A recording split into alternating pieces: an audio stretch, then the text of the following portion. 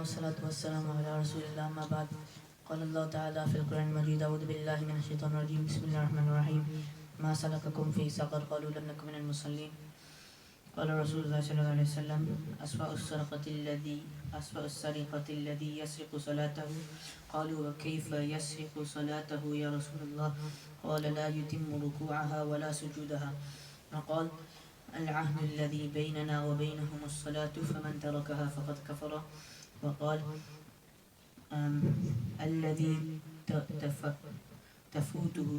الذي تفوته صلاة العصر كأنما وتر أهله وماله.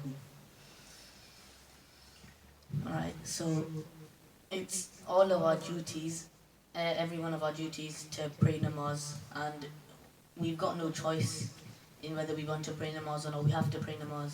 Namaz is one of the 5 pillars of Islam, and namaz is such a thing which it can't be forgotten and it can't be missed. Whatever situation you're in, you have to pray namaz unless you've got a reason, also a valid reason. Because if you miss namaz, then it's a proper bad sin. It's a grave sin in Islam, and we should avoid committing this sin. And it comes in the Quran regarding some individuals who didn't pray namaz. ما سلككم في سقر قالوا لم نكن من المصلين, that it will be said to them, what put you in hell? Yeah, and they will say, we were not of those who prayed.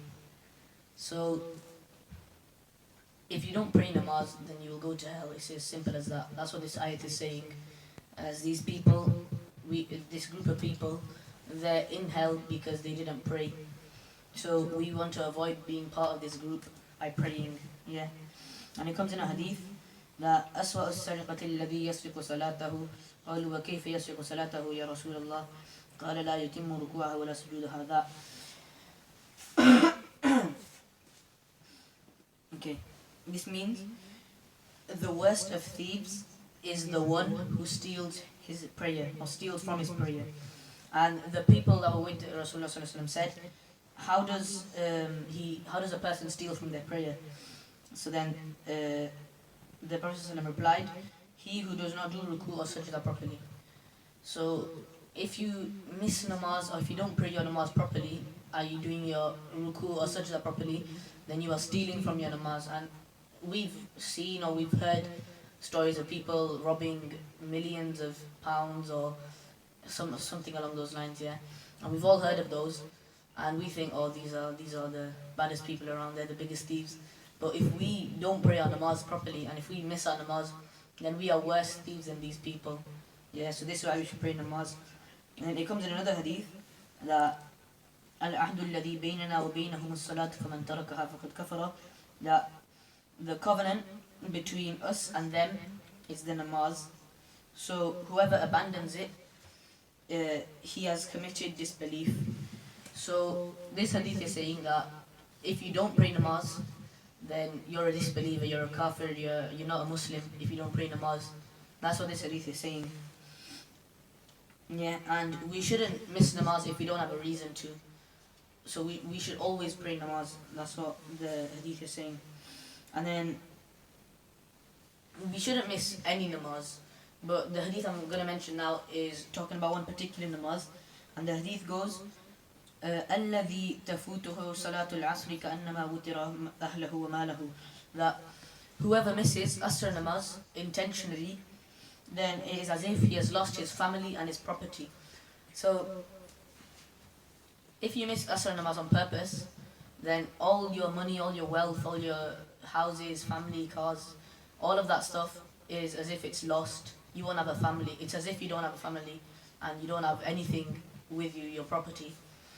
Yeah, that's what it is if you miss Asr namaz. So along with Asr namaz, we should try and pray every single namaz. But that is how it is if you don't pray Asr namaz. It's as if you've lost your family and your property. And then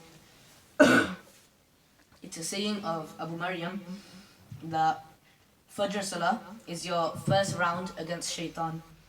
Either you knock him out or he puts you to sleep. Yeah, either you knock him out or he puts you to sleep. Do you get it? Basically, this is a saying which we can all relate to, because you see, some of us, or all of us, or a lot of us, find it very hard to wake up at 5:30 or whenever Fajr namaz is and go downstairs and do wudu and pray namaz and go back to bed. We find it quite hard to wake up this early. But if because we're not doing this, it's as if it is that shaitan is beating us and he's putting us to sleep.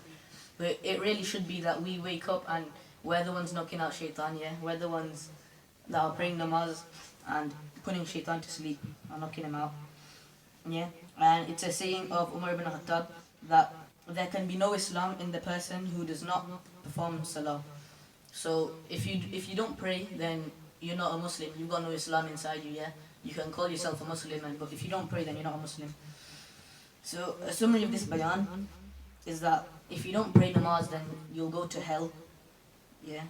And then the worst thief is he who steals from his prayer, i.e. he doesn't do his ruku and sajda properly, or he just completely misses it, yeah?